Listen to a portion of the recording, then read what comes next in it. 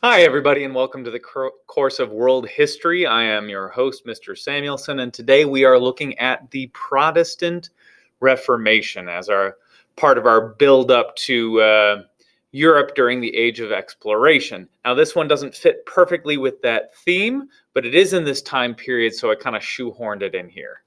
All right, our essential question for the day: how and why did the Western Christian Church split into its Catholic and Protestant branches? We're going to be looking at that story, starting with this idea of humanism. Now, humanism is something that we talked about in Renaissance learning, and there is a group of humanists that identify themselves primarily as Christian humanists. Now, humanists in general believe that people can improve themselves and the world in which we live, that we don't need to just be focused on the afterlife. We can focus on making the world around us better. Those who identify as Christian humanists would do this through their Christian faith. And to Christian humanists, that included improving the church as well. That is, seeing the church not as this perfect thing, but as a creation of man and therefore with flaws. Christian humanists believed that they could reform and make the church better. Now, the church did need reform in some important ways. Many saw the Catholic Church as being fairly corrupt by 1500. The two biggest problems that people had issue with were simony, and this is a practice of selling jobs within the church. So the idea is that somebody would put up money up front, and that would help get them selected to be the next bishop. And then they would use the incomes that they would make as being a bishop to, over time, make their money back. It was a fairly common practice, and a lot of people didn't like it because now we're giving bishop jobs to people who have wealth rather than people who are pious and good at spreading the faith. Another one, and this was the biggest of the two, were indulgences. Now, an indulgence allows Catholics to reduce their time in purgatory, or as some refer to it as hell. That this being that if you gave a gift to the church, that is giving them a relic or giving them sometimes just straight up cash, actually often just straight up cash, they could reduce the amount of time that they had to spend in purgatory before they were admitted into heaven. So people didn't see this as a very good thing. You know, you sin, you have a bad life, you don't believe the way you should believe, but you can pay your way out of hell. That didn't fly. All right, one of those people who really didn't like it was this gentleman down here, Martin Luther. Martin Luther is largely credited with beginning the Protestant Reformation. He's a monk and a professor at the University of Wittenberg in Germany. And he was an expert on the Bible, studying and teaching its meaning. And it was through his in-depth, intensive study of the Bible that he comes to believe in this idea of reform, this humanist idea that we can make the church better. It is a creation of man, and therefore it is flawed. Now, he comes up with his ideas called the 95 Theses, which largely focus on his number one issue, his dislike of the purchasing of indulgences.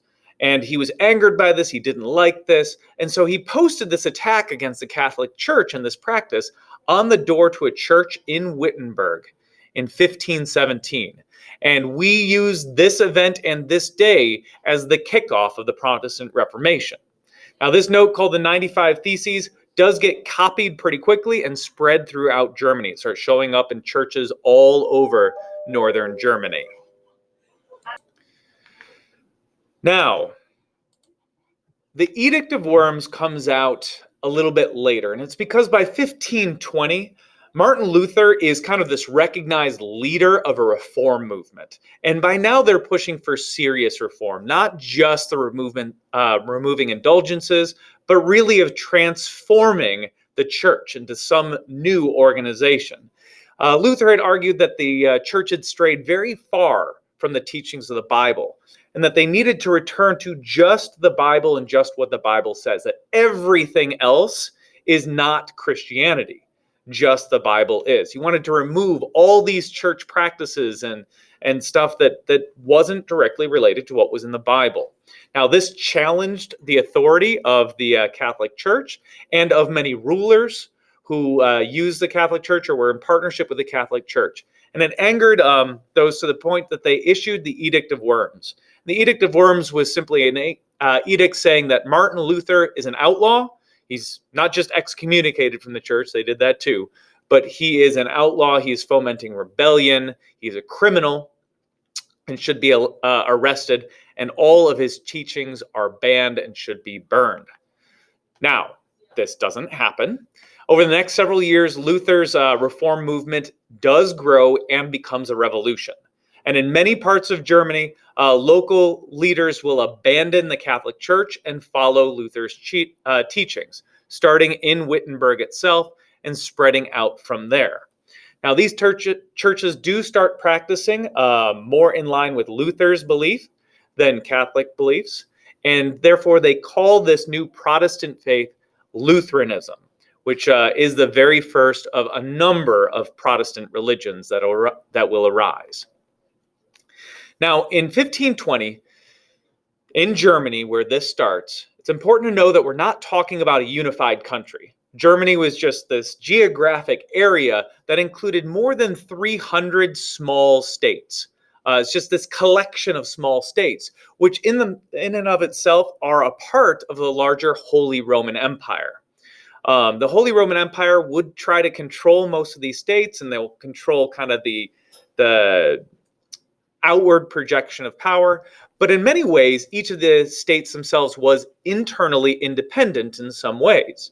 Now, Lutheranism begins to become this threat to the overall unities, threatening to tear apart the Holy Roman Empire into different warring factions. And in fact, fighting does break out in a number of these territories. But the German leaders finally come together and kind of resolve this issue in 1555 by allowing Germans the freedom to choose their own religion. At this time, between Catholicism and Lutheranism, but later they'll include other Protestant faiths as well. One of those Protestant faiths was Calvinism. Calvinism came about in the 1530s, partially as a result, well, largely as a result, the result of the efforts of John Calvin. John Calvin was a Protestant who had studied Luther and was starting to espouse his own ideas, very similar to Lutheranism, in France. The French did not like this. French authorities began to, push back against Calvin, and Calvin gets out of there and flees to Switzerland to make sure that he can stay free. And in Switzerland, he joins an already in motion Protestant movement, which he eventually takes over and becomes known as Calvinists. And Calvinists focus on pushing their Protestant beliefs throughout Europe. And from this home base in Switzerland, they spread their ideas to Scotland, where they really catch on, and also to France and the Netherlands, where in France they are competing with Catholicism and never really gain a majority. And in the Netherlands, it's kind of this mix of Catholicism, Lutheranism, and Calvinism. In England is this interesting, different story. England's embrace of Protestantism was more for political than religious reasons. King Henry VIII, King of England, wanted the Pope to annul his marriage, wanted his marriage to be over. Catherine of Aragon, his wife, wasn't giving him sons, and he only had a daughter with her. And he wanted to cancel that marriage, find a different woman who would give him a son, not understanding biology at all. The Pope refused, so Henry was like, all right, well, we've got all these non-Catholic churches popping up throughout Europe. I'm going to make my own. And he just splits and creates the Church of England. The Church of England is very similar to Catholicism in a lot of ways, but the Pope isn't the head of it.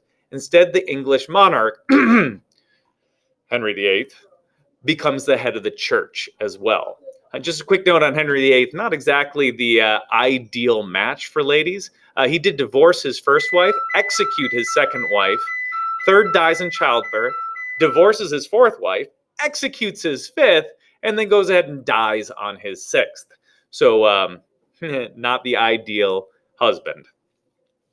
A little while after Henry VIII dies, his daughter, Mary, becomes Queen of England. Now, she was Henry VIII's first wife and was a Catholic.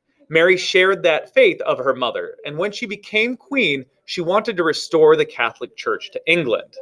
As a part of this restoration, she burned a lot of Protestants alive. This did not work out very well for her. One, it gave her the nickname Bloody Mary, and two, it actually drove more English to dislike Catholicism and to join the Church of England, thereby actually strengthening the Church of England in the process.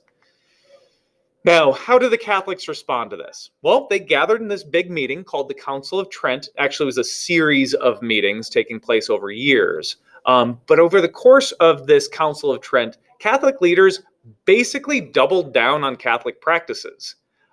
They did outlaw the selling of indulgences, but not of indulgences themselves, and resisted any other serious efforts for reform. Without any reformation within the Catholic Church, then, the Protestants continued to keep themselves separate. The Catholics, reinforced their own beliefs as not Protestant, and we wound up with this permanent split in Western Christianity into both Catholic and Protestant branches. All right, well, that is all for today. I hope you learned a thing or two in this lesson. I'll see you next time. Farewell.